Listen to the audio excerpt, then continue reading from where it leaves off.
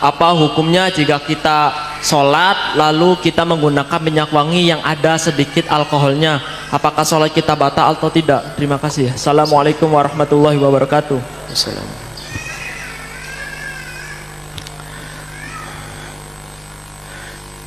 Minyak wangi atau pertama adalah kita bicara tentang alkohol, termasuk najis yang 7 dalam mazhab kita Imam Asy-Syafi'i radhiyallahu ta'ala anhu.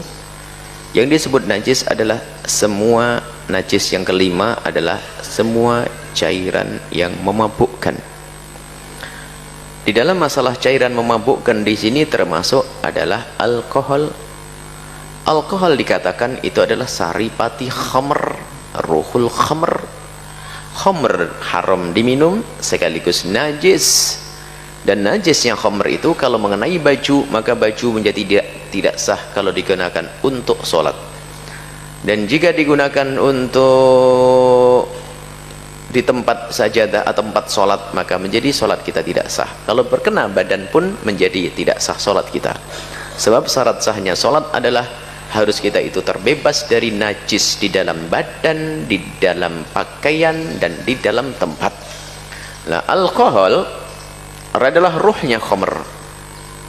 Ruhnya khamr. Berkenaan dengan, kalau sudah begitu, maka kalau alkohol yang biasa dikonsumsi untuk diminum itu, karena itu adalah ruhnya khamr, maka hukumnya najis. Menurut 4 madhab tidak ada perbedaan dalam hal ini. Di dalam madhab Imam Abu Hanifah, kemudian madhabnya Imam Malik, madhab Imam Syafi'i, dan Imam Ahmad ibn Hanbal. Baik, ini dulu kaidahnya seperti ini. Kemudian alkohol yang ada di dalam minyak itu bagaimana hukumnya? Baik, sekarang pertanyaannya, apakah alkohol yang ada di dalam minyak wangi itu sama dengan jenis alkohol yang biasa dikonsumsi untuk minuman keras? Nah, ini perlu dijelaskan. Apakah alkohol yang ada di dalam, nah ini kita perlu kembalikan kepada istilah ilmiahnya. Alkohol yang biasa digunakan dalam minyak wangi itu ternyata itu bukan alkohol yang bisa diminum. Kalau ada orang minum alkohol itu langsung buta matanya, karena itu sama sekali tidak bisa dikonsumsi untuk diminum.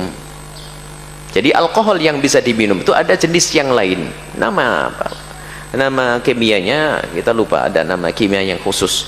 Jadi alkohol yang biasa digunakan di kosmetik, digunakan untuk minyak wangi, itu adalah bukan alkohol yang biasa digunakan untuk campuran minuman. Sebab alkohol yang biasa digunakan untuk minyak wangi itu sama sekali tidak bisa dikonsumsi. Siapapun yang mencoba meminumnya maka akan menjadi buta matanya, akan itu merusak. Baik, jika benar seperti itu, maka kasusnya alkohol yang biasa digunakan dalam minyak wangi ini bisa disamakan dengan hukum spiritus, minyak tanah. Diminum boleh enggak? Haram diminum, akan tapi kalau bersentuhan dengan pakaian tidak menjadi najis. Tapi spesial alkohol yang ada di dalam minyak wangi. Tapi kalau sudah alkoholnya alkohol yang berada di dalam makanan, minuman, maka itu adalah jenis alkohol yang bisa dikonsumsi, maka itu adalah alkohol yang najis. Ini dijelaskan juga oleh ahlinya dalam hal ini.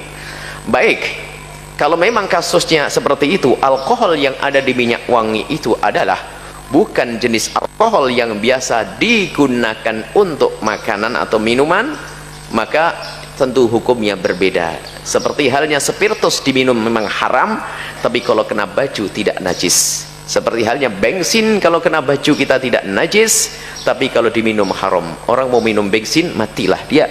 Baik, mabuk juga itu, mabuk karena ada spiritus diaduk. Baik, ini baik. Kemudian ada lagi yang mengatakan bahwasanya ini yang ketiga, pembahasan yang ketiga, alkohol yang ada di dalam minyak wangi itu adalah sama dengan alkohol yang bisa dikonsumsi.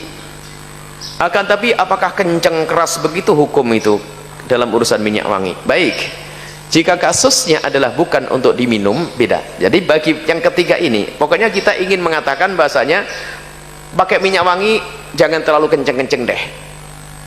Jadi yang jelas begini, orang kelompok yang ketiga mengatakan bahwa alkohol yang digunakan di dalam minyak wangi itu sama dengan alkohol yang dikonsumsi, artinya jika diminum hukumnya tetap haram.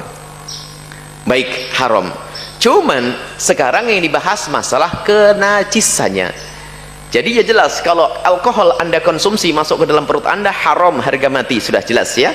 Biarpun obat batuk yang selama ini Anda konsumsi, bagi yang mengatakan sama, minyak wangi juga sama. Kalau alkohol minyak wangi dan alkohol yang ada di obat batuk dan sebagainya sama, berarti lihat hukumnya sama. Dalam hal ini adalah yang disepakati bahwa urusan dikonsumsi mutlak, jangan, biarpun 0,5% Anda tidak boleh mengkonsumsi obat batuk yang ada alkoholnya, selesai. Tapi lihat urusan mengenai baju dan sebagainya, apakah nggak ada celah? Wong tidak saya minum kok, saya nggak minum minyak wangi kok, minyak wangi hanya saya oles untuk wewangian. Tambahan yang ada di dalam minyak wangi ada alkoholnya, apakah benar-benar nggak boleh? Maka dalam hal ini ulama mengatakan, 4 madhab mengatakan yang alkohol yang haram diminum tadi, maka pendapat kebanyakan ulama 4 madhab sama seperti dikatakan pendapat ke kelompok yang pertama tadi, kalau terkena baju tidak sah kalau itu kita pakai sholat. Cuman di situ ada celah, ada pendapat, asalkan jangan diminum, itu saja, jangan sampai ditukar. Wow, berarti minum jadi gak apa-apa. Oh, salah ini.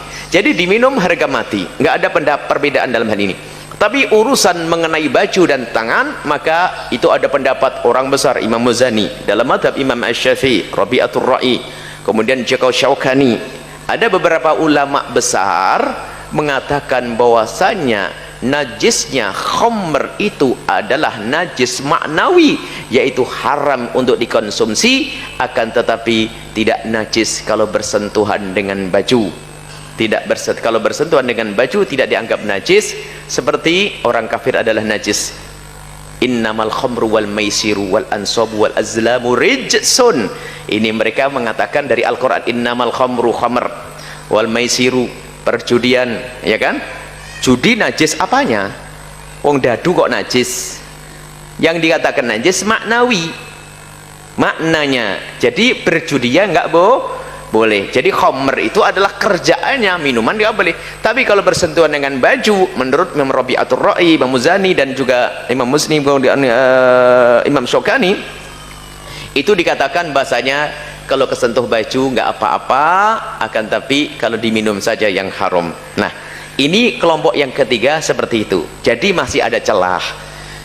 Menurut pendapat yang ketiga dan pertama, maka ketahuilah bahwasanya najis minyak wangi ini tidak akan jadi masalah.